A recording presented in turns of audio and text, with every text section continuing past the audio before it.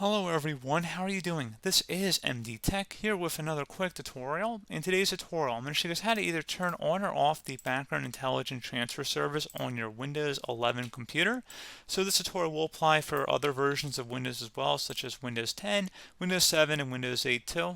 So this should hopefully be a pretty straightforward process, guys, and without further ado, let's go ahead and jump straight into it. So all you have to do is open up the search magnifying glass down in your system taskbar and then type in services. Best result should come back with services listed right above app. So go ahead and open that up.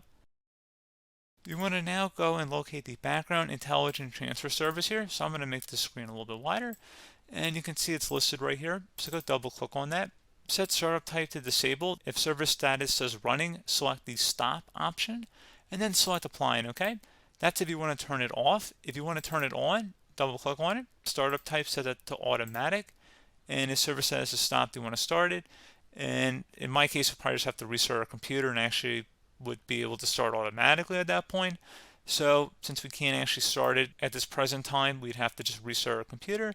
And since the startup type is automatic now, it should automatically start up. So pretty straightforward process, guys. I do hope that I was able to help you out, and I do look forward to catching you all in the next tutorial. Goodbye.